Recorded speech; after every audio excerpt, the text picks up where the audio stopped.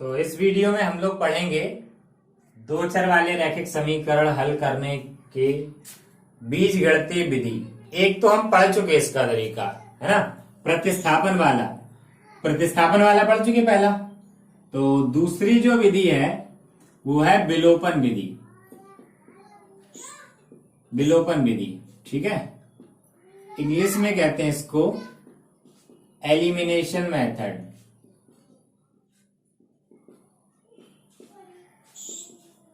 Elimination method, ठीक है। तो देखो क्या होता है, स्टेप याद रखने हैं। तो जैसे हम एक एग्जांपल लें, देखें एग्जांपल क्या है। 7x minus 15y equal to x plus 2y equal 3। तो देखते हैं हम इसको कैसे करेंगे एलिमिनेशन मेथड से। क्या करना होता हमें, इक्वेशन फर्स्ट, इक्वेशन टू। देखो जैसे हमने इसमें लिख रखा था, उसमें प्रतिस्थापन वाले में कि पहले एक समीकरण लो, फिर उससे एक चर की मान निकालो, फिर दूसरे समीकरण में रखो। इसमें ऐसा नहीं है, बस सीधा सबसे पहला स्टेप। अच्छा एक काम करो, इससे पहले कुछ चीजें सीख लेते हैं हम लोग, है ना। इससे पहले कुछ चीजें देख लेते हैं, नहीं तो बाद में फिर प्रॉब्लम होती है। कि जैसे दो समीकरण दिए गए 2x प्लस 3y इक्वल 5, ये इक्वेशन 1, और 12x प्लस 5y इक्वल 10, ये इक्वेशन 2। तो देखो हमें दोनों को जोड़ना है, तो बिल्कुल सिंपल है। जैसे अभी तक यह लाइन देखो, ये लाइन पूरी कर लो तब भी कोई प्रॉब्लम नहीं, और इतना रखो तब भी कोई प्रॉब्लम नहीं। जैसे बिल्कुल क्लास 2 में 3 में पढ़ाया जाता था जोड़ना घटाना, वैसे ही करना है इसमें। अब देखो अगर हमें जोड़ना है तो हम यहां लिखेंगे जोड़ने पर। जोड़ना अगर, तो देखो यहां कितना हो जाएगा, ये लिखा x पीछे लिखा तो x तो आना ही आना, और ये दोनों जोड़ो तो 14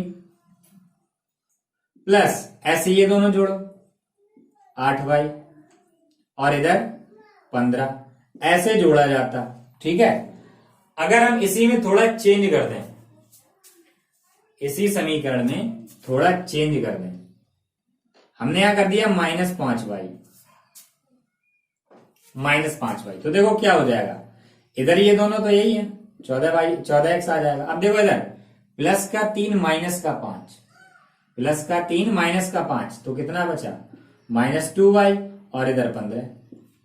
अगर ऐसे समझ में नहीं आया तो देखो, दो समीकरण जब हम जोड़ते हैं तो लेफ्ट हैंड साइड में लेफ्ट हैंड साइड जोड़ते हैं। तो लिखो इसकी लेफ्ट हैंड साइड क्या, 2x प्लस 3y,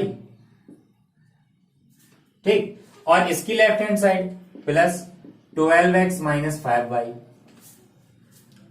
और राइट साइड में राइट साइड, तो पहले वाले की राइट साइड 5 और दूसरे वाले की 10, 5 प्लस 10। जो भी है जोड़ना घटाना है, जोड़ना है या घटाना है, तो लेफ्ट साइड में लेफ्ट साइड, राइट साइड में राइट साइड। तो देखो इधर क्या आ जाएगा, एक्स एक्स वाले जुड़ जाएंगे और y वाले हल होंगे। x वाले अलग होते हैं, y वाले अलग होते हैं। तो 3y प्लस का 5y माइनस का, तो 3 माइनस 5 माइनस 2y, और उधर 15। देखो ये बचपन से पढ़ रहे, ये अभी पढ़ने लगे 9th 10th में, ठीक है। तो ऐसे ही कर लो। अच्छा अगर सब्ट्रैक्ट करना हो, मतलब माइनस करना हो,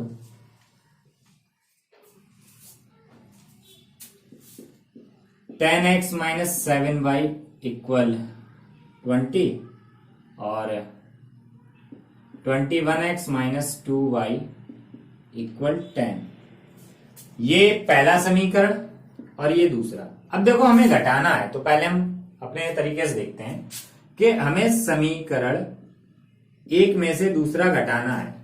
तो लेफ्ट साइड में लेफ्ट साइड, राइट साइड में से राइट साइड। तो जब भी घटाएंगे, जोड़ते समय तो ध्यान नहीं देना, ऐसे लिख दो, घटाते समय हमेशा ब्रैकेट में लिखना। अब देखो पहले में से दूसरा घटा रहे, तो पहले समीकरण लेफ्ट हैंड साइड लिखो, माइनस ब्रैकेट में दूसरे समीकरण की लेफ्ट हैंड साइड। एक काम करो, सभी ब्रैकेट में लिखो, कभी गलती नहीं होगी। हालांकि हमेशा दूसरा वाला ही ब्रैकेट में लिखा जाता है, लेकिन सबके सब लिख लो, कभी गलती नहीं होगी, ठीक है।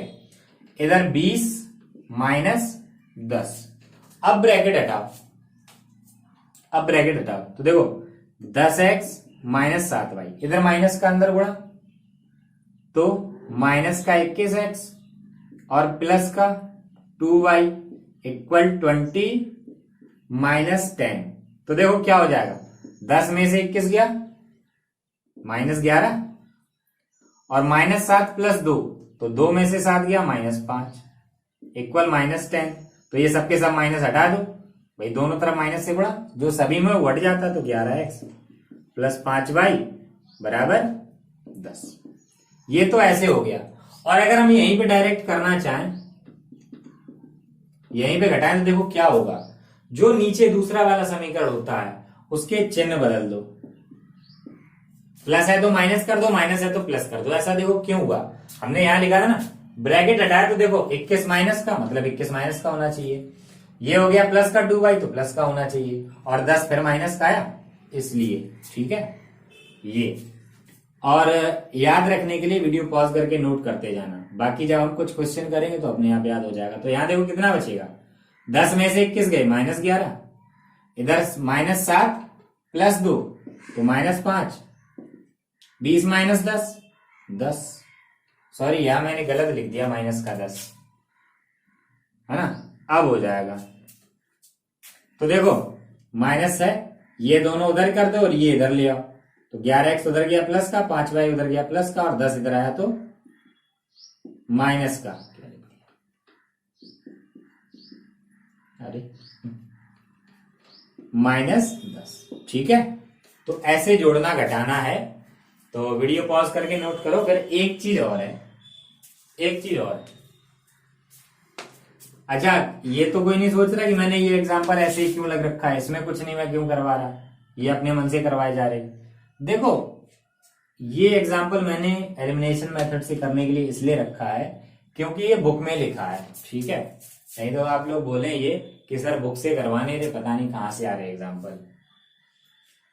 तो देखो एक समीकरण दिया गया और हमने कह दिया कि इस समीकरण में 3 से गुणा कराना, यानी कि अचर से गुणा, ठीक है 3 से गुणा कराना, 3 से गुणा कराओ। इसका बहुत, ये जो हमने 3 जोड़ना घटाना और गुणा ये सीख रहे हैं, इसी का काम है पूरा एलिमिनेशन मेथड में, इसी का पूरा काम होता। तो देखो गुणा कराएं कि कैसे होगा, 2x प्लस 3y, इसमें 3 से करा दो, दोनों साइड करते हैं, दोनों साइड, ठीक है। कुछ स्टूडेंट ऐसा करते हैं कि उन्होंने ऐसा लिख दिया 2x प्लस 3y इक्वल 10 और पूरे में ही ब्रैकेट लगा दिया है ना, ये लिखने में गलत होता है, लेकिन इसके बाद जो लाइन आती है वो सही होती है। अब टीचर कोई चाहे तो इसमें कमी निकाल सकता है ये बात, ठीक है। एक ब्रैकेट में 2 साइड नहीं हो सकती हैं, ब्रैकेट के अंदर कभी इक्वल नहीं होता, हमेशा ब्रैकेट के बाहर ही होता है इक्वल, ठीक है। तो ऐसे करना, तो क्या हो जाएगा 6x प्लस 3y इक्वल 30, ठीक है। ऐसे अगर मैं ऐसे बोल दूं कि 2 से गुणा करने पर, तो इसमें अब हम ऐसे नहीं लिखेंगे कि ये लाइन नहीं लिखनी, कभी भी ये लाइन नहीं लिखेंगे ब्रैकेट लगा दी, डायरेक्ट गुणा कराओ। देखो 2 से इसमें गुणा करा दो तो 2 दूनी 4x प्लस 3 दूनी 6y बराबर 10 दूनी 20, जितने भी पद लिखे सभी में करा दो। कह दिया भाई 6 से गुणा कराओ, इसी में करा दो समीकरण 2 में, इसी में 6 से गुणा कराना तो करा दो, 6 चौके 24x प्लस 6 चिक्का 36y और 20 चिक्का 120, ये हो गया गुणा, ठीक है। तो ये होता है अचर से गुणा। तो वीडियो पॉज करके नोट कर लो, फिर हम आते हैं अपने उदाहरण पे।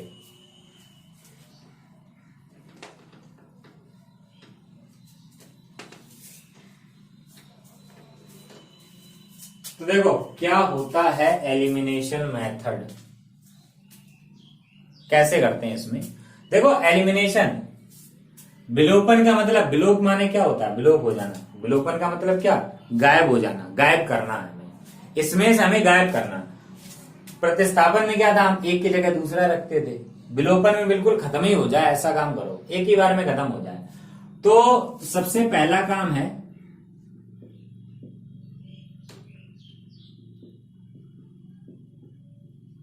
किसी भी चर यानी कि x या y के गुणांक बराबर करना है। किसी भी एक चर के गुणांक बराबर करने हैं। अब जिसके आसानी से कर पाओ, x के कर पाओ x के कर लो, y के कर पाओ y के कर लो। अब ये करते कैसे हैं, इसीलिए हमने गुणा सीखा। देखो समीकरण 1 में x का गुणांक 7, अब समीकरण 2 में 1। अब 1 से 7 कैसे बने भाई, 1 में 7 का गुणा करा दो, बन जाएगा। जिसका आसानी से गुणांक बराबर करा पाओ उसका करा लो। देखो हम 2 से 15 नहीं बना सकते हैं, क्योंकि 2 के पहाड़े में 15 नहीं आता, 1 के पहाड़े में 7 आता है कि 7 का गुणा करा दो आ जाएगा, ठीक है। और 2 में किससे गुणा करा 15 आ जाए। हमें भिन्न में नहीं जाना है, ना दशमलव वाली में, पूर्णांकों में रहो, ठीक है।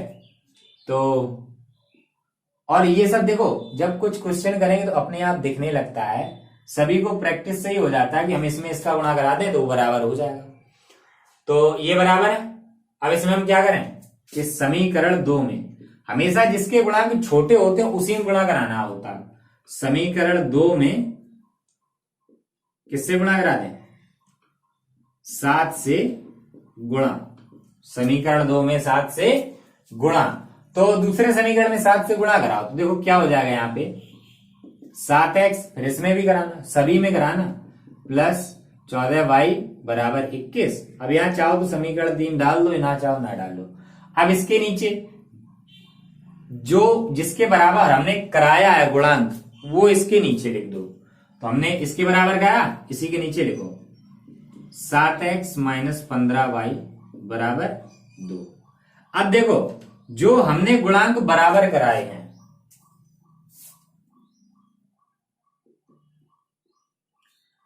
ठीक है, कैसे लिखें, बराबर गुणांक वाले चर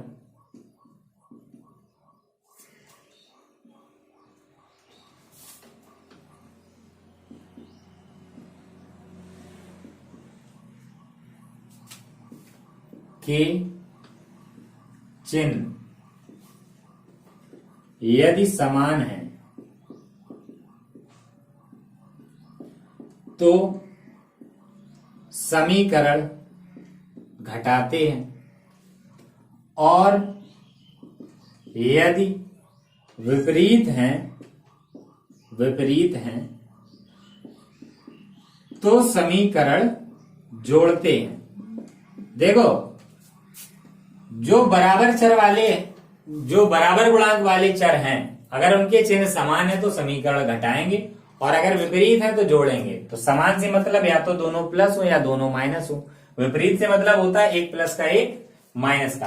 तो देखो इसमें x के गुणांक बराबर है और दोनों के चिन्ह दोनों ही प्लस के हैं, दोनों के समान है, तो यहां हम घटाएंगे, लिखेंगे घटाने पर। घटा दो, घटाने से मतलब है चिन्ह बदलना। ये माइनस का, ये माइनस का है तो प्लस कर दो, ये प्लस है तो माइनस कर दो।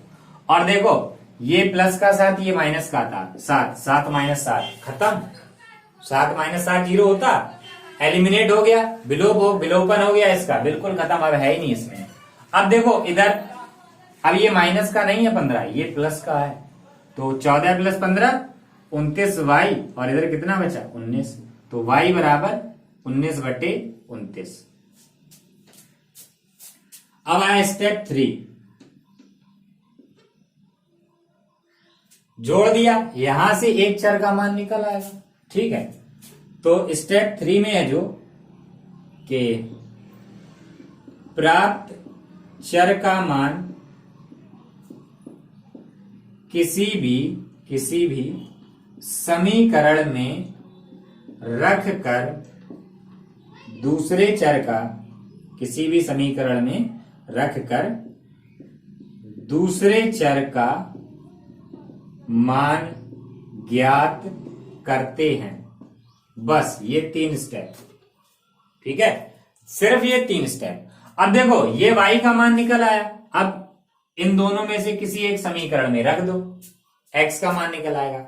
लेकिन रखते समय हमें यह भी देखना कि सरलता से मान निकले, टाइम पास नहीं करते रहना उसमें।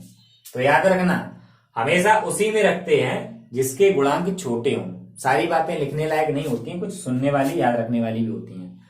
तो हम मान उसी में रखेंगे जिसमें गुणांक छोटे हों एक्स वाई के। तो देखो पहले वाले में क्या 7 15, दूसरे में 1 2, तो छोटे किसमें दूसरे वाले में।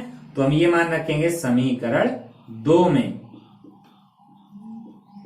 समीकरण 2 में रख दो तो देखो क्या लिखा x प्लस 2 और y के बीच में चिन्ह गुणा का, और y की जगह में क्या लिखना 19/29 बराबर 3। तो x का मान निकालना, एक साइड अकेला, ये उधर कर दो तो 3 माइनस गुणा हो जाएगा 38/29। तो इधर गुणा करा दो तो x बराबर एलसीएम आ जाएगा 29 का 3 में गुणा कितना 87 माइनस 38, घटा दो कितना बचा 17 में से 8 गए 9 और 7 में से 3 गए 4, 49/29। दोनों मान निकल आए। अब अगर चेक करना तो एक्स वाई के मान किसी भी एक समीकरण में रख के देख लो, संतुष्ट कर जाए तो फिर है सही है, और ना करे तो सही नहीं है। ठीक है, तो वीडियो पॉज करके नोट करो, फिर देखते हैं कुछ और उदाहरण। अब देखो इसी में एक और बात, जो एक्स्ट्रा नॉलेज है क्लास कंपटीशन के लिए या हायर जो आगे जाओगे कभी जरूरत पड़ जाए, कंपटीशन में तो जरूरत पड़ती है। तो यहां लिखेंगे यदि समीकरण हल हो जाते हैं, इसका मतलब क्या कि एक्स वाई के मान अपनी भाषा में लिख लो, एक्स वाई के मान निकल आते हैं। ठीक है, एक ही बात है, एक्स वाई के मान निकल आते हैं, तब जो समीकरण युग्म है संगत होगा। ठीक है, संगत होगा और हल अद्वितीय। समीकरण युग्म संगत होगा और हल होगा अद्वितीय। ठीक है, और जो रेखाएं हैं प्रतिच्छेदक होंगी। ठीक है, रेखाएं प्रतिच्छेदक होंगी, समीकरण युग्म जो है वो संगत होगा। अगर हल एक्स वाई के मान निकल आते हैं तो हल कर सकते हैं तो, और अगर एक्स वाई के मान नहीं निकलते हैं तब क्या होगा, और एक्स वाई के मान कैसे ऐसे ही कोई समीकरण है भी जिनमें एक्स वाई के मान ना निकले तब क्या होता है। तो देखते हैं क्या होता है जब मान नहीं निकलते हैं तब। देखते हैं अगला उदाहरण, हमें ये समीकरण हल करने हैं। ठीक है, तो देखो सबसे पहला स्टेप क्या होता कि गुणांक बराबर कराओ। तो छोटे गुणांक किसके हैं, पहले समीकरण के, यानी कि हम इस समीकरण एक में गुणा कराना। अब किससे कराएं, एक्स का अगर बराबर कराना तो देखो 2 से 4 कैसे बनेगा, अगर हम 2 का गुणा करा दें तो 4 बन जाएगा। ठीक है, तो समीकरण एक में 2 से गुणा करा दो तो पहले वाले समीकरण में तो 4x इधर क्या हो जाएगा 6y बराबर 16, और दूसरा वाला इसी के नीचे लिखो, यहां डाल दो 3 नंबर, 4x प्लस 6y बराबर 16, ये दूसरा समीकरण है। ठीक है, 3। अब देखो जिसका हमने गुणांक बराबर कराया, एक्स वाले का कराया, उनके चिन्ह बराबर हैं तो लिख दो घटाने पर, चिन्ह समान है ना तो घटा देंगे। तो माइनस ये प्लस का है तो माइनस, ये भी प्लस का तो माइनस। देखो ये प्लस माइनस की, प्लस का 4 माइनस का 4, ये प्लस का 6 माइनस का 6। ठीक है, और ये प्लस का 16 माइनस का 16, क्या आ गया। जब भी ऐसी स्थिति आए, देखो इसमें क्या हुआ, किसी चर का मान निकल रहा है क्या, नहीं निकल रहा। जब भी ऐसी स्थिति आएगी कि दोनों 0 0 आ जाएं, 0 बराबर 0, तब जो समीकरण युग्म है, ऐसे यहां लिख दो, पहले यहां लिखेंगे अपरिमित रूप से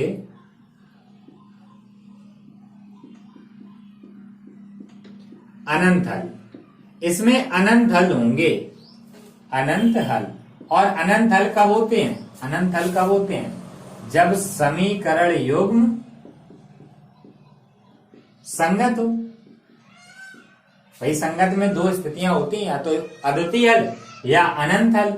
और एक बात, ये तो पहली हो गई, ये दूसरी, और एक तीसरी बात क्या, कि जो रेखाएं हैं वो कैसी होंगी, संपाती, रेखाएं संपाती होंगी।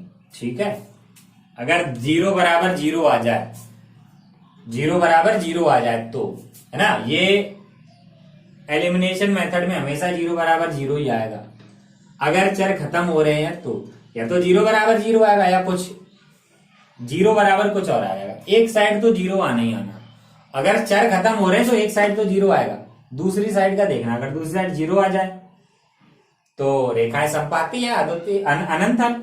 लेकिन अगर 0 नहीं आया, राइट साइड में 0 ना आए, कुछ और आ जाए, तो एक साइड तो 0 है ना, दूसरी साइड देखो अगर कुछ और आ जाएगा तो देखते हैं क्या होगा। अगर कुछ और आता है तो उससे पहले वीडियो पॉज करके नोट करो, पर देखते हैं अगर कुछ और आएगा तो क्या होगा। लेते हैं और उदाहरण, एक और ले लिया हमने, 3x माइनस 4y इक्वल 10, और दूसरा ले लिया 9x माइनस 12y इक्वल 5। ये इक्वेशन 1, ये इक्वेशन 2। तो देखो इसमें अब हम क्या करेंगे, पहला काम गुणांक बराबर कराना।